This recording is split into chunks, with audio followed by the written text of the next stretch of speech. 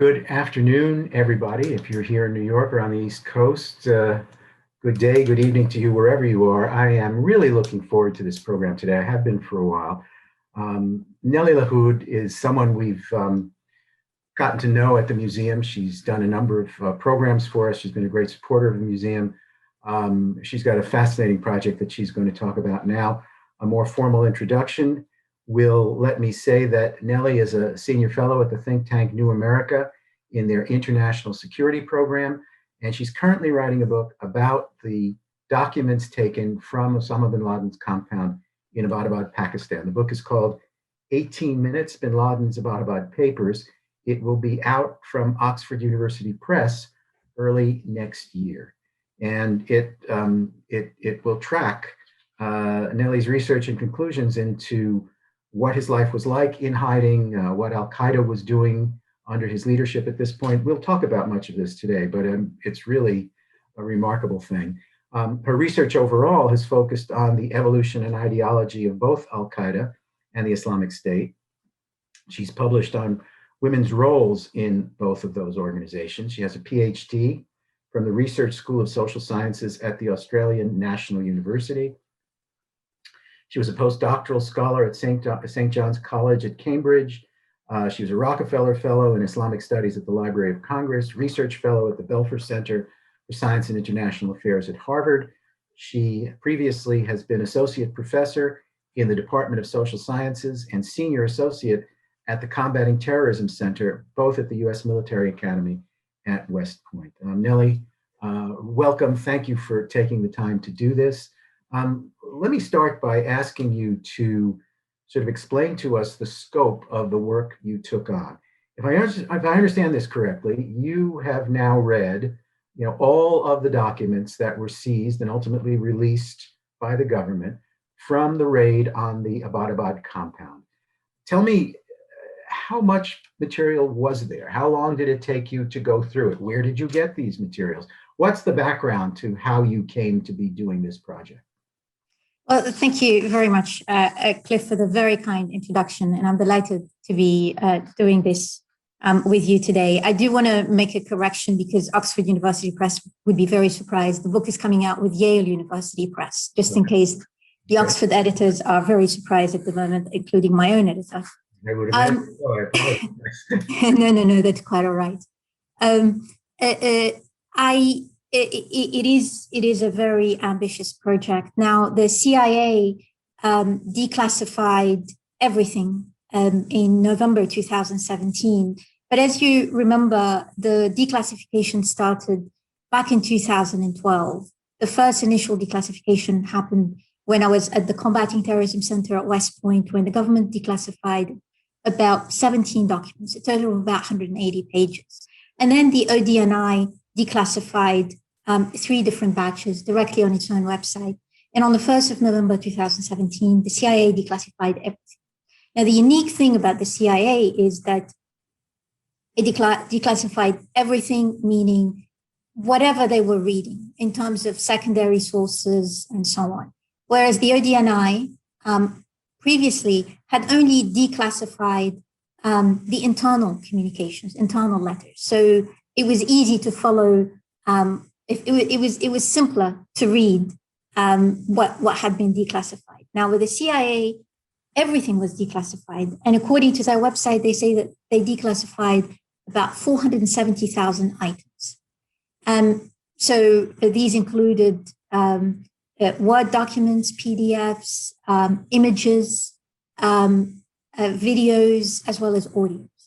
I was very fortunate with the support of New America that we were able to have 2 research assistants who helped me go through about over 90,000 files. And these are really the PDFs and the images. This is where we found the internal communications. So we had to systematically go through all of these to identify the internal communications. And then, so once we identified them, and these are about close to 6,000 pages in Arabic of letters.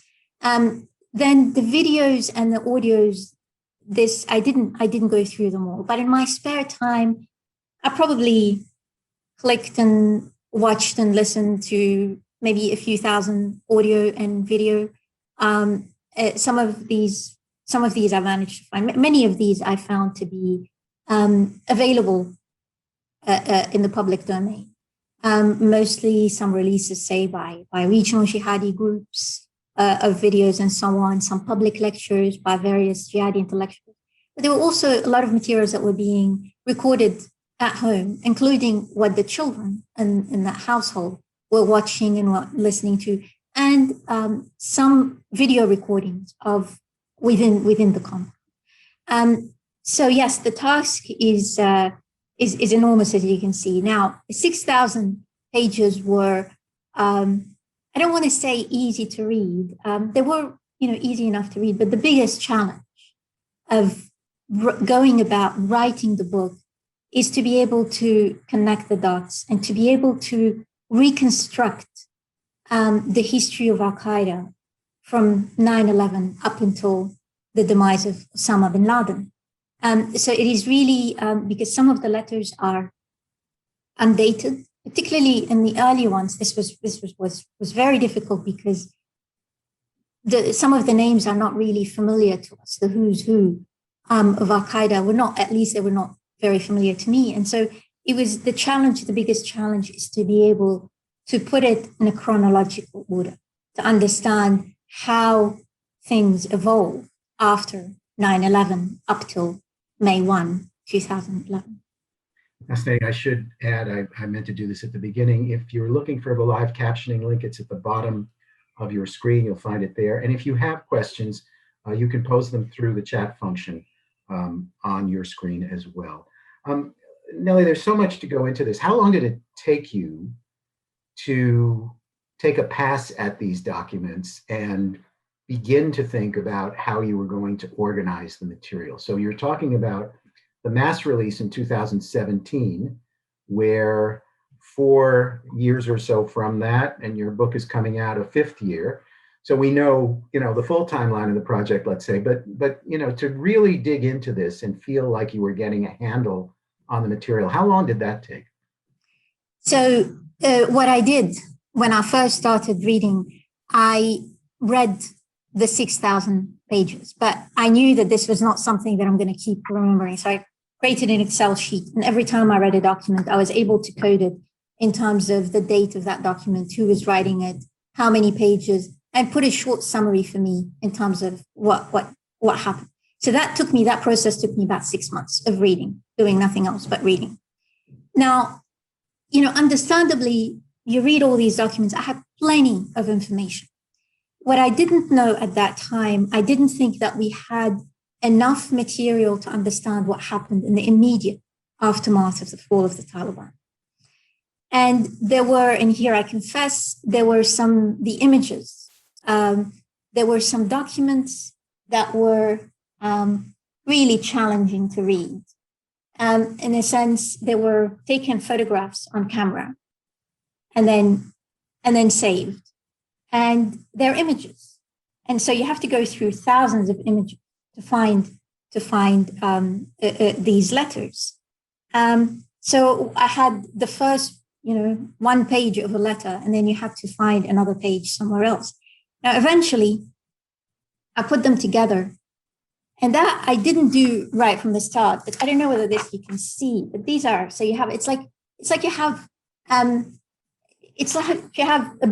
a pile of orphan socks, and you need to connect which letter, which page connects to the other. And some of these were all handwriting, and some of them were beautiful handwriting, and others were impossible to read. They were jammed in the margins.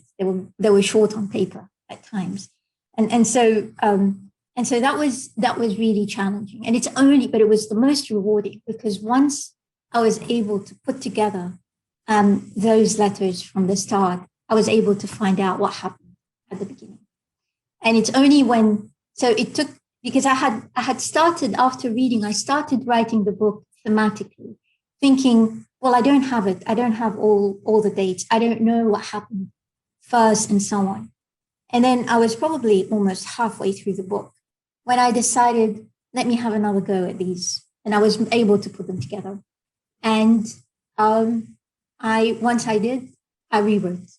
I went back and rewrote the book to be able to. So I'm in the final weeks of the book, but I would say it was about July last year when I decided, no, I need to have a different approach, because I was able to figure out, I was able to connect the dots. I was able to, prior to that, I knew, say, from 2008 to 2011, I knew what was going on. I knew who's who. But then there was these documents between, say, 2005 to 2007, where it was a bit vague and I had to take guesses. But once I figured out what happened earlier on, I was able to figure out the middle part. And that really, even though I took a really sudden decision, because I could see it, even though it was not there, right there, and I had spent considerable time writing more than 50% of the book. There was a lot of research in the early materials that I wrote, so it's not as if it's gone to waste. But I decided to rewrite it starting July, and I was able to put things together in a chronological order as best I could. What years does the material span? So do you take us from immediately after 9/11 up through the raid, or is there a gap in time in this documentation that picks up the story some years after 9/11? So let me be clear. We don't have all the pieces to the puzzle, but we can reconstruct considerable aspects of what happened based on existing material. There are certain gaps, and I don't speculate on the gaps. In the book, I just say that this is we don't know what happened here, and I decided not to rely on secondary sources to fill these gaps, because one of the biggest stories of these documents, the biggest story that I've come to reveal, it's that it is a new story from the one that we've heard. The reality, there's a big gap between what has been reported and the actual reality on the ground. And also, given that, your question, Cliff, about which time that we are talking about, we're not dealing just with al-Qaeda, the organization. We have a lot of family letters. On many instances, the family and al-Qaeda go hand in hand.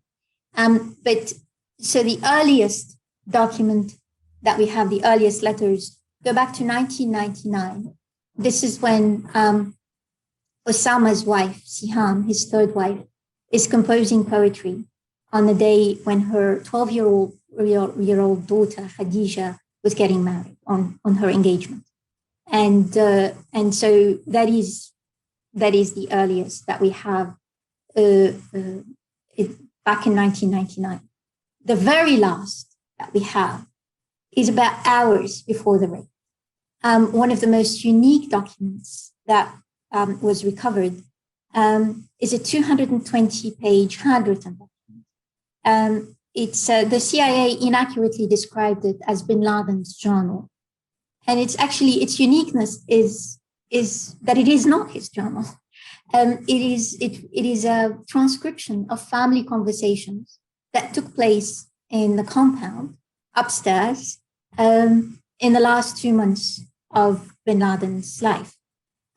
They were so everything that was being said was recorded, including summaries of news and so on. We can hear the family, what the family was saying to each other. And the main focus of these conversations was the Arab Spring, and the family was in the process of discussing this and drafting the public statement, drafting Osama bin Laden's response to the Arab Spring. And so that was hours, that night, hours before the raid. That was the last conversation that we had. That's fascinating because as we discussed, this journal, whatever you might call it, it indicates, the nature of relationships between bin Laden, his wives, his daughters, his sons, and how the family was structured in hiding as a kind of cabinet for him or as an advisory group to him. Tell me how, that emerged and the key roles that were played, surprisingly, I think, for many of us, by his daughters, as opposed to his sons, which is where the public focus has centered. So what was it like in the household, and what were they debating? What was important to them that they decide for him to speak out on, and who was guiding or helping advise him on the statements he would make? Sure. So in the bin Laden side of the compound, there were 16 people who lived there. 9 of these people were children. 4 of them were bin Laden's grandchildren.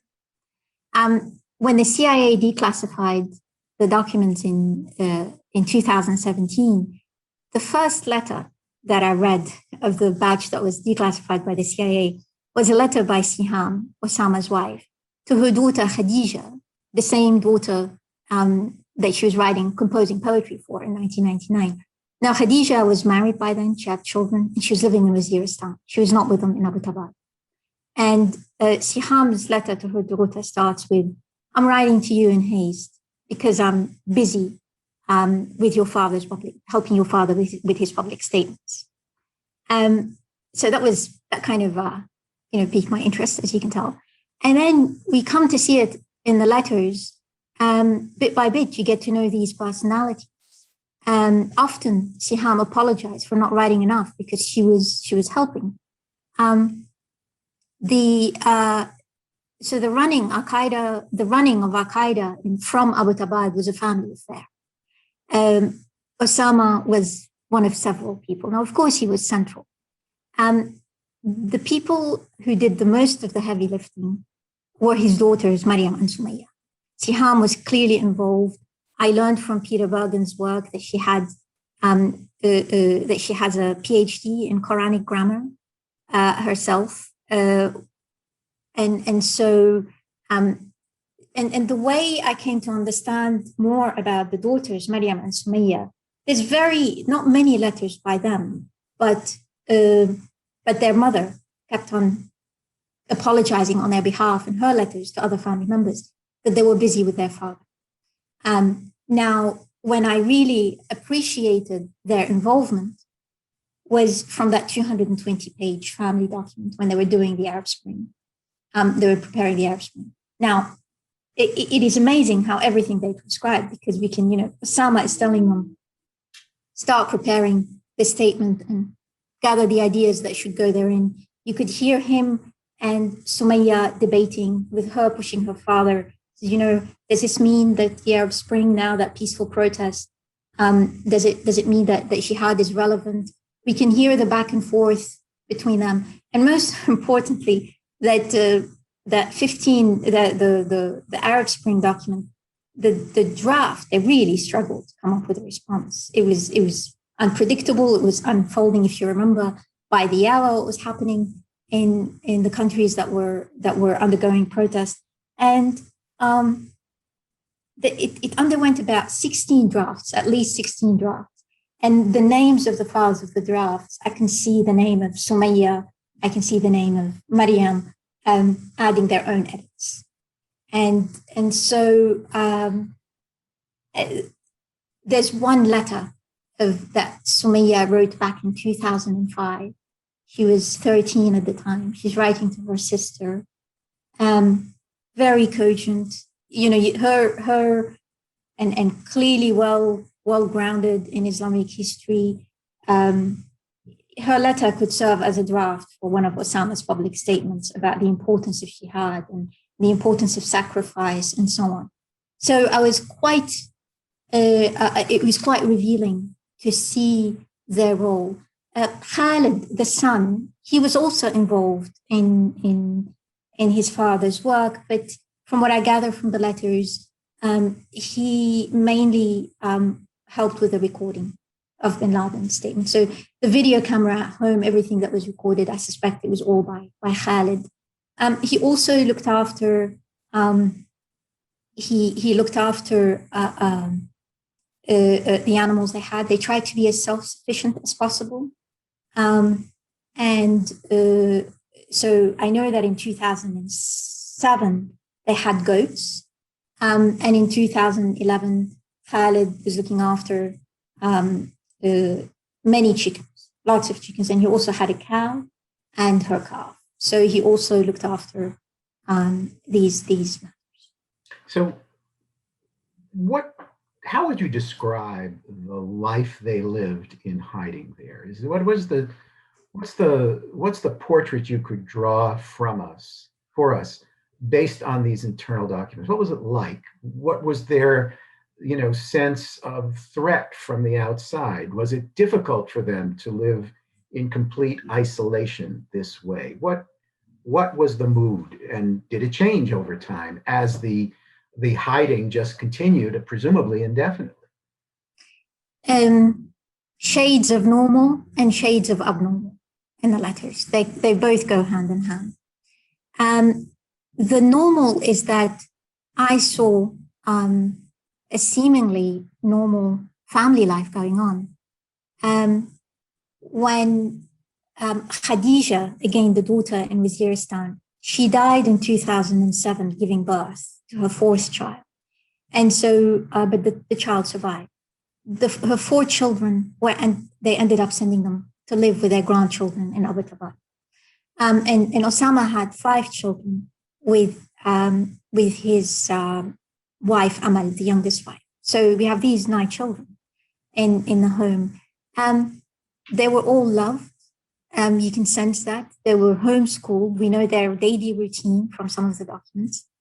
During the Eid, they celebrated the Eid. They recited poetry. Bin Laden awarded them prizes. They played with the cats. They watched videos, very educational videos. Most of the ones that I've seen are all educational videos. And so you get this sense of gee, this is a normal family setting that you have all this. But imagine these children listening to a song about going and eating with their friends in restaurants, and they were confined to the Abbottabad household. They were not allowed to get outside the compound. They didn't step out. And including one letter, I actually have one letter here to give you a sense, or excerpts of a letter, to give you a sense of what it was like for the Bin Ladens. So this is a letter that Bin Laden wrote. We bake our own bread and purchase grains in bulk. Our regular shopping needs consist of fruit and vegetables. Concerning doctors, our medical needs are very limited. We adhere to the tried and true prevention is better than cure method. We know which medications are required to treat children's common illnesses, such as colds and so on. We keep these medications at home for when the necessity arises. In general, the children do not need to see a doctor unless they suffer from a toothache or a broken bone injury. The same is true for us. So this tells you how confined they were to the compound. What about the security? What about the security concerns? Were they looking over their shoulders? Were they thinking that they were safe for that, or was there this sense that their hiding was really only temporary? Was there a tone there that communicated anxiety about their circumstances? So one of the notes, one of Khalid's notes, the son of Bin Laden's notes, at one point he says he was really in despair, and he wrote a note where it showed his despair. In one of the lines, he said, "We are in a true prison." In terms of the security, so Bin Laden, the way he configured his own setting is that he lived away from the main cities, away from where most houses were located, and he was living in the company of brothers, local brothers. The local brothers were Abu Ahmad al-Kuwaiti and his brother next door. And they were Pakistanis. So people didn't know that Arabs were living in this compound. They thought that it was Pakistanis living in there. And he referred to Abu Ahmad and his brother as his security guards. So Abu Ahmad, the two brothers, did the grocery shopping.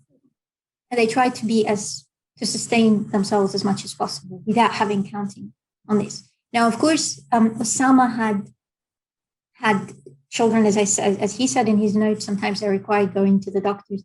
And these were the only times when they went. In terms of the letters, the only time that I found Khalid stepped outside the compound was when Khadijah's children were sent from Waziristan to Abbottabad, and he went to collect them.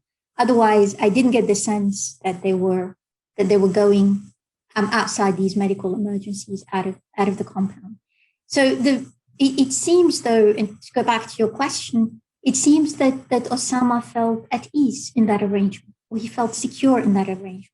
The fact that his grandchildren would be sent from Waziristan to Abbottabad in 2007 suggests that they felt they were going to be safe. And at a certain point in 2010 and 2011, when the situation was really, really tough on al-Qaeda in North Waziristan because of the drones, bin Laden suggested, let's evacuate from there and let them all come and live like I'm living. So it seems to have been, it's as I said, it's an abnormal setting, but he thought that he could get away with it. Let me ask, you refer to letters. So there's internal communications among themselves, their own documentation, as you described in that journal or whatever we call it, but also the letters, that is to say, materials going out and materials coming in. So who was he writing to and who was writing back? Was it family material and al-Qaeda separately? Was it broader than that? Are those two categories really interrelated? Who is he in correspondence with? Sure. No, they were interrelated. And the main audience that we have in terms of al-Qaeda perspective, there were the leaders of al-Qaeda and members of al-Qaeda in Waziristan. We learned from the letters that al-Qaeda was in the federally administered tribal areas, confined specifically to the North Waziristan agency. This is where the leaders were confined, they were hiding. They were not safe there either. They themselves were hiding. And the communication was between Osama, between bin Laden and the leaders there, back and forth. And also, as I said, there were the family matters because his daughter Khadija was based there. So and then you have the other letters where they were forwarded from leaders of regional jihadi groups in Iraq, in Yemen, in Somalia, and North Africa. And these are the letters that were sent to Waziristan, and then from Waziristan were being forwarded to bin Laden. So a couple of questions have come in from our audience. First, let me ask, and this is a question that's been asked repeatedly over the years. Patrick asks, was there an indication within the materials that you read as to whether or not the Pakistani authorities knew that he was there? How did his attitude towards Pakistan and his security show up in these documents? Yes, this theme has come up quite a lot in the reporting. And in fact, the reality as revealed by the letters shows completely the opposite. In fact, we had some clues before because the public statements of both Osama bin Laden and Ayman al-Zawahiri since 2002, if you go through the public statements they put out against Pakistan, it was vicious. I mean, they were very, very critical and tried to undermine the Pakistani government throughout. Now, the letters make it very clear that after Operation Enduring Freedom, they couldn't be operational at all inside Pakistan. No, we're not talking about the Fatah. Inside Pakistan. One letter says we can't even make a phone call anymore. It says to make a phone call inside Pakistan now, it will take as much energy as it used to take us to organize a large-scale operation. It was that difficult. So operating inside Pakistan looked to be virtually impossible for al-Qaeda.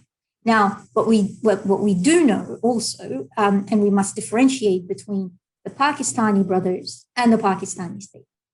And there were many Pakistani brothers who were working and operating with al-Qaeda. I think I get the sense. I think when you say brothers, you mean people who were committed to the cause, not committed to the cause, absolutely. Filial Yes. brothers, yeah. Yes, because the letters, I mean, and people have actually misinterpreted when the letters talk about the Pakistani brother, it doesn't mean that they were referring to the Pakistani state. It's so their views of the Pakistani state, practically they saw Pakistan as ISI and the CIA as two sides of the same coin. They thought that they were collaborating against them. They thought that the ISI and the Iranians were also conspiring against al-Qaeda. So they didn't feel safe at all. In fact, but as I was saying earlier, there were many Pakistanis who started working inside al-Qaeda. And there's this document that was written, I think, around the middle of 2008 by some Pakistanis that they got to know. And they refer to him as a doctor. And this doctor, they're impressed with him because he has good strategy about working in Pakistan. And he put together a strategy about how to go work in Pakistan. And I think it's about a 19-page essay that he put out. And that essay tells, the story of why there should be jihad inside Pakistan, and goes on to say that the Pakistani state undermined the jihadi with Operation Enduring Freedom, and goes on to blame the Pakistani state for demoralizing Pakistanis, not making them wanting to do jihad, scaring them, terrifying them, etc.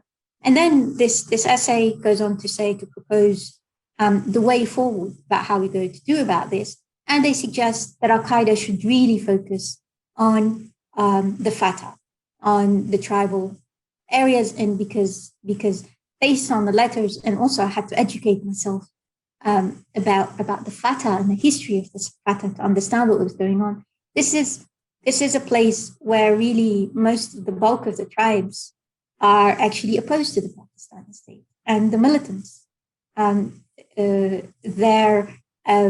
wanted to undermine the Pakistani state. Now, Steve Cole has written extensively on what happened in terms of the kind of the collaboration between, or the arrangement that President Musharraf had with the CIA in 2002 about allowing the CIA to fly drones and so on.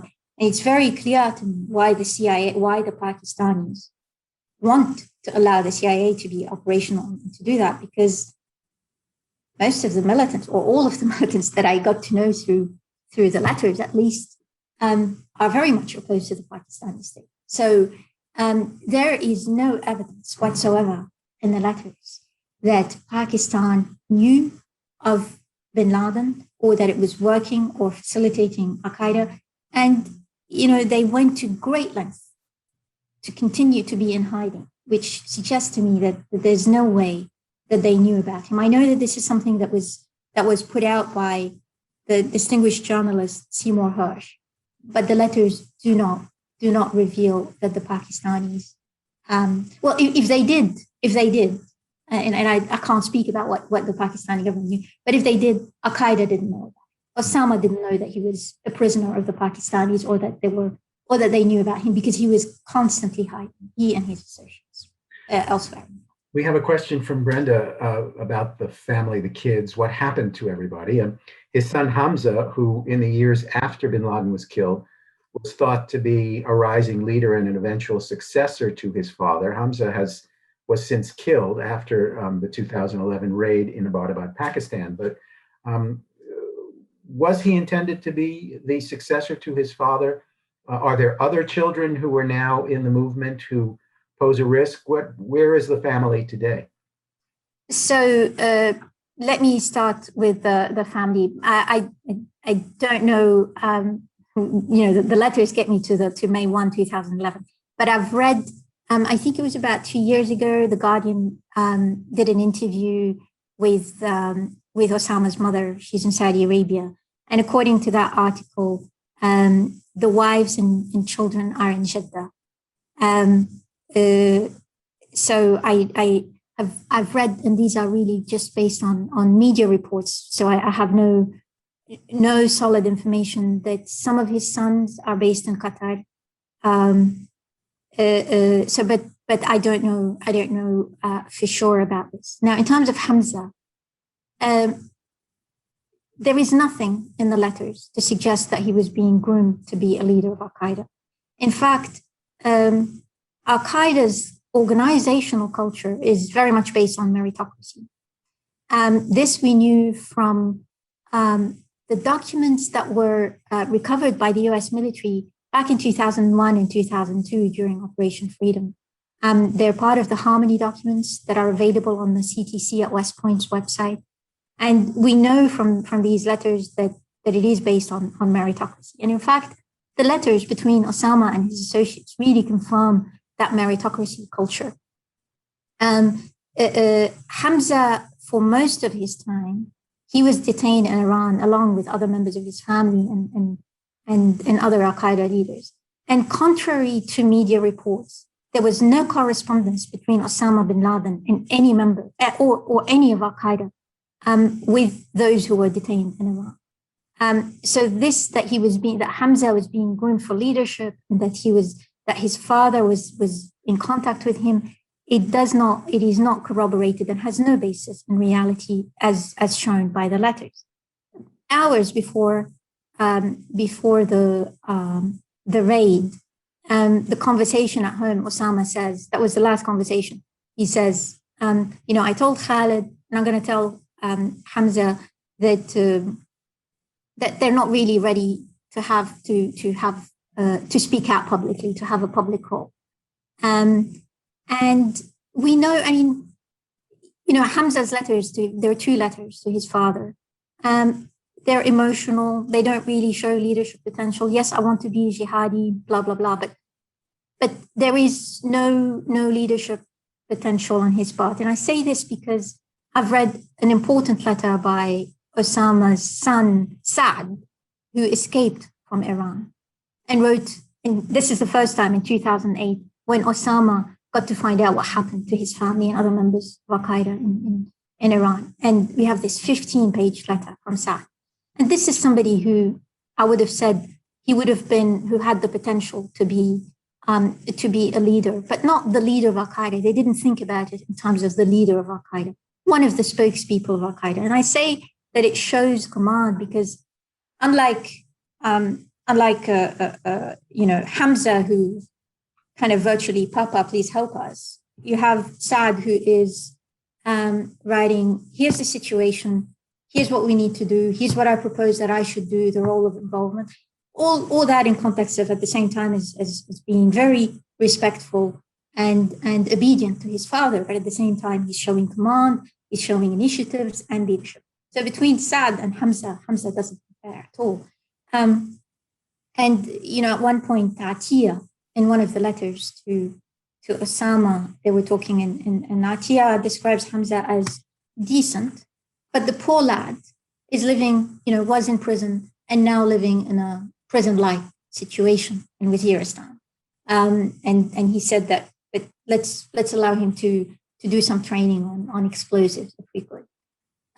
Beyond that, there is nothing in the letters to suggest that he was groomed for leadership or that Osama bin Laden would have differentiated between his wives or his children. I didn't see that, and Hamza certainly did not come across in the letters as such. Let me ask, our friend Dennis Letts wants to know about whether the cull of materials that was taken reflects a sense that the SEALs were able to select from among what was available. Can you get any sense of how this was collected on site? Did they, having spoken to a number of the SEALs, it seems like they tried to collect as much as they could identify as being of value. But do you have any sense of, in the collecting of this material by the SEALs, whether they had a hierarchy of what they were looking for, or was it more general than that? Well, I think based on everything that I've read by Admiral McRaven, I don't think that they could afford to have the hierarchy of time. Their time was very, very limited. They were supposed to be there for 30 minutes based on Admiral McRaven's planning, and he ended up allowing them to stay extra time once they found the material on the second floor. So that's why they stayed an additional 18 minutes, as the title of the book.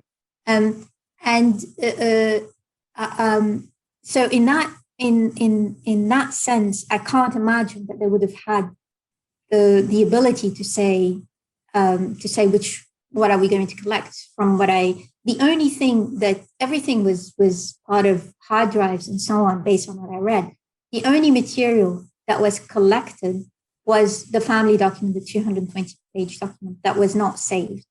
And based on the website, the CIA's website, that they said something to the effect that they, in the early hours, they ended up scanning it and sending it to Lanley to see whether there were any operations. That they thought that maybe there was some planning in that. Now, two things about this. That family document was the second volume of another. Whether the other one was missed, it was in the compound and it was missed, I don't know. They could have destroyed it, but I know for sure that there was another. The first volume of that was there. There is another thing that I should. About a month before the raid, Atiyah writes to bin Laden and tells him that I've destroyed. Can you identify Atiyah for us? Yes, I'm sorry. Atiyah Abdurrahman. In 2010, he became the leader of al-Qaeda in Afghanistan and Pakistan, after Mustafa Abu Yazid was killed in May 2010 by the drones. Atiyah, I have to say, is the most intelligent people, the most impressive people in the letters. He's very he's well read. He's pragmatic, and he was really Osama's sounding board. So in that respect, he's and this, I should say, this was a new position that was created because Osama. So he would have been really the leader of al-Qaeda in Afghanistan and Pakistan, precisely because Osama could not be present himself. Sorry, I started by saying. Go ahead. No, go ahead. Sorry. No, I want to ask.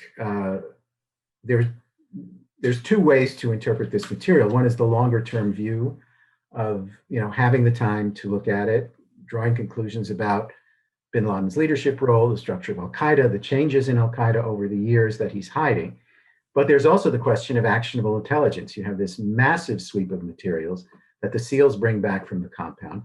I know from what they have said that this was submitted to the intelligence agencies immediately so that they could be scoured, these materials, for actionable intelligence. What do we know about that side of this? When the SEALs get back to Jalalabad after the raid and turn all of this stuff over, and then it goes through the sifting process and the assessment process within the intelligence community, do we know of things that happened and that prevented attacks or that weakened al-Qaeda or whatever would have been a move in response to this information that the US forces were able to undertake because of this information?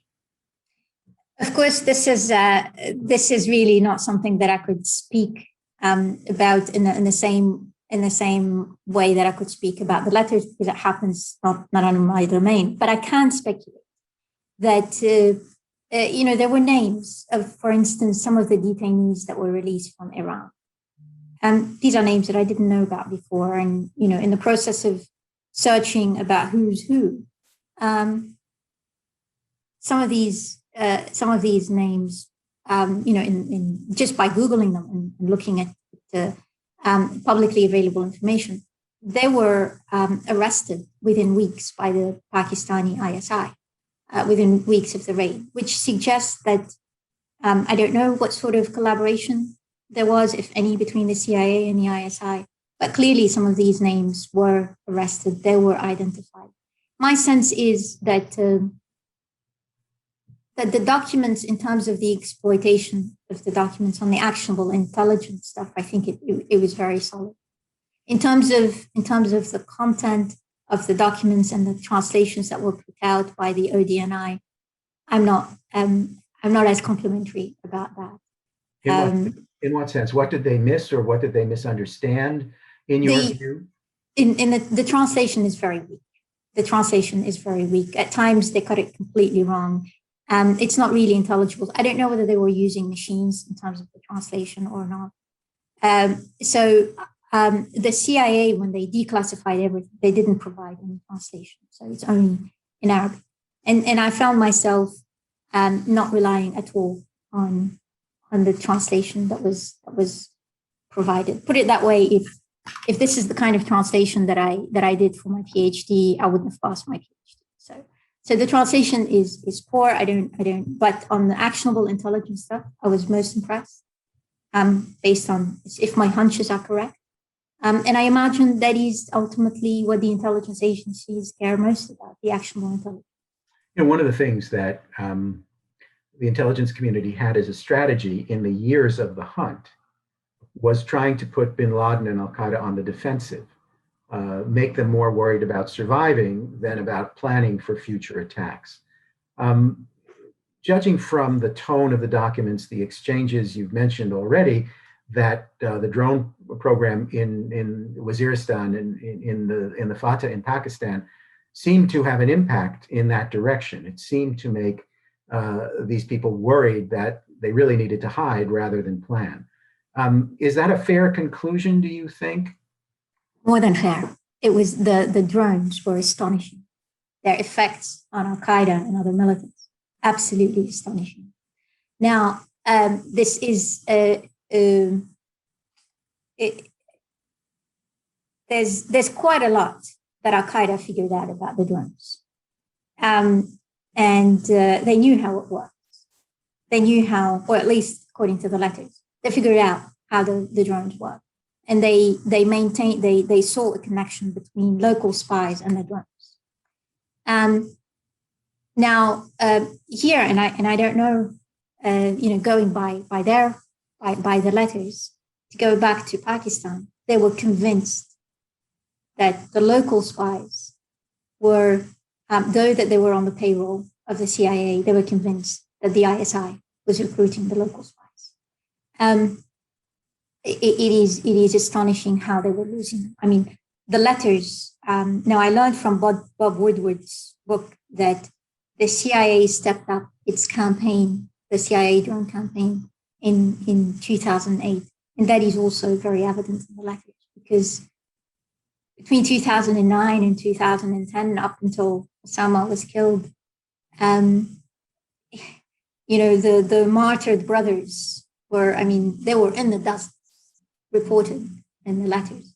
And when excerpts of Bob Woodward's book reached bin Laden, he said, evacuate the area completely. It looks like there's nobody safe. And having said that, I do want to say, I can tell from how impressed they were, al-Qaeda, about the drones, how impressed, how threatened they were. That they were very, very well targeted, but there's sensitivity and some controversies about the fact that the drones are run by the CIA and there is no transparency. I did see in the letters that children were killed, that women were killed. It was not just men. I could see from the letters that the CIA did a fantastic job. Not to avoid the killing of children. So it's not they really, it's very evident from the letters that they were prepared to roam for days on end in order to get to their target.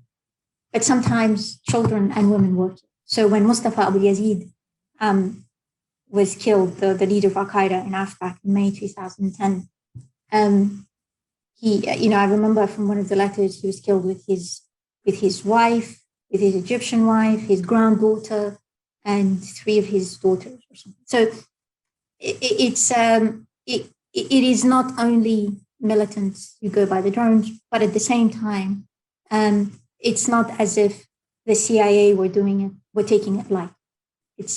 They really spend a great deal of effort, and it's most impressive based on the letters. It is quite impressive, the campaign that they mounted. Let's ask about Afghanistan. The issue begins before 9/11, when bin Laden and al-Qaeda are established in Afghanistan and are protected by the Taliban. Even after 9/11, the Taliban refuses to hand him over, and that occasions the American and allied arrival of troops and so on and so forth, driving the Taliban from power. A lot has happened since then. It's 20 years of that war. What do we learn from the letters in terms of the relationship and the ups and downs in the relationship between al-Qaeda and the Taliban? And are there implications from those relationships, which are now, at least as reflected in the letters, almost 10 years old? Are there implications nonetheless for the current situation, where the US is trying to end the war, trying to get out, but the Taliban seems now to have the upper hand and may simply be willing to wait for the Americans to leave before re-implementing their control and their policies within the country?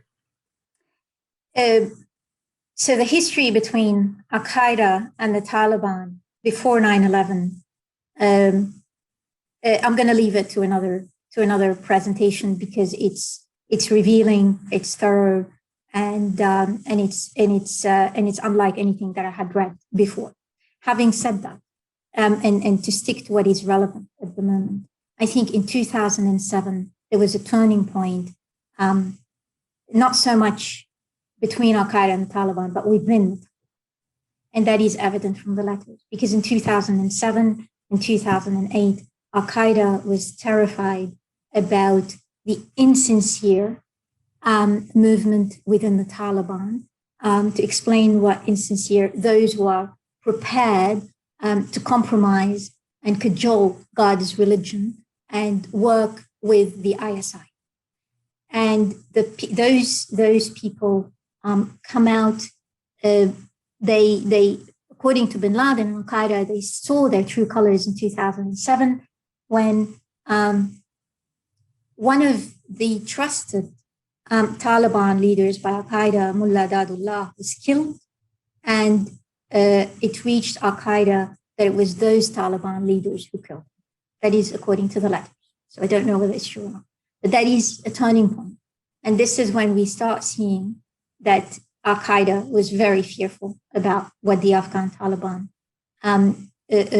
would, or some of them, and they needed, and bin Laden starting to talk about creating a sincere movement within the Taliban, because al-Qaeda, they feared what these Afghan Taliban would do on al-Qaeda's behalf. And in fact, some of these people that were mentioned in the letters are currently negotiating with the Americans in Qatar, and part of the negotiations. So Osama was on target with expecting those people. Now, the good news is, as far as the US policy with the Taliban is, the good news is al-Qaeda didn't trust them. And so that might be good news. The possibly bad news is, if al-Qaeda couldn't work them out, good luck. I'm hoping that the US administration could. The one surprising element that would have shocked Ayman al-Zawahiri and others in al-Qaeda are the Haqqanis, to be part of the Haqqanis were seen to be trusted throughout the letters. So I was quite surprised that the Haqqanis were part of I wasn't surprised about some of the others, but I was surprised that the Haqqanis were part of the negotiation. Let's conclude. I'm wondering, what your general takeaway is from this. You've been so steeped in it, and thousands of pages of documents, a particular, maybe limited, but nonetheless very intimate view of bin Laden's life in hiding. What's your takeaway from this? If there's, in one, or what's the headline? How do you see what this was for him? And what's the impression that you walk away from all of these documents with? You and I have talked about this before, Cliff, and it was good to get your perspective about what was happening during the Soviet. We had that conversation because the biggest story, what I found after really digesting quite a lot of the material, is the gap between what was reported about al-Qaeda and the policy towards al-Qaeda and what was in the reality of the. It's almost irreconcilable between what we know about al-Qaeda, its capabilities, and so on, and what the reality reveals. And when I really got to that point, I found myself surely, I was confident in what I was reading. I understood what was being said, but could we have gotten that wrong? And when I started looking into in terms of how the threat of the Soviet Union I started looking at how researchers started thinking about what was happening during the Soviet Union after the archival material became available and people were studying it. They realized that there was the Soviet Union wasn't as powerful as what the West thought it to be. And I get the sense that this is the same thing. But also about al-Qaeda. I mean, for many of us, for those who have followed al-Qaeda was in the headline every day, and it's just based on the reading of the documents, it didn't deserve to be in the headlines. It didn't have the capabilities that were painted and that were perceived, whether it's by the intelligence community, whether by various countries. But that is my take. It's fascinating.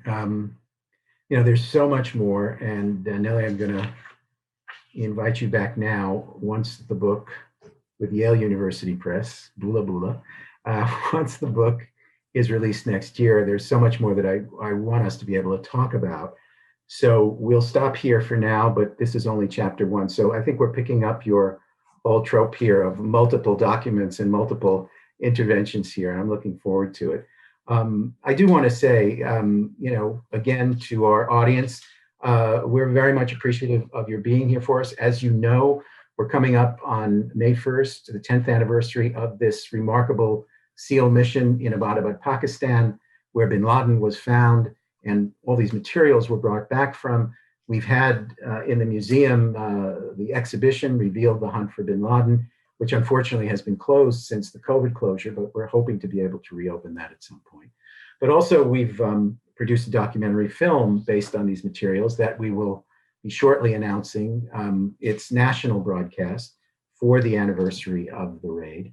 So that's something we'll communicate further with you about. But again, at the end, I take a moment to ask those of you who are able and those of you who are interested in supporting the museum and the work that it does to go to our website, take a moment and either become a member. If you are a member, think about another contribution. I realize there is much in the world that needs support now, and we're all being asked all the time, but this is also something that we hope will be able to draw your support. And so with that, Nelly, let me thank you again. Nelly Lahoud will be back. But for now, Nelly, thank you so much for joining us today. Thank you. Thank you, everybody, and good afternoon.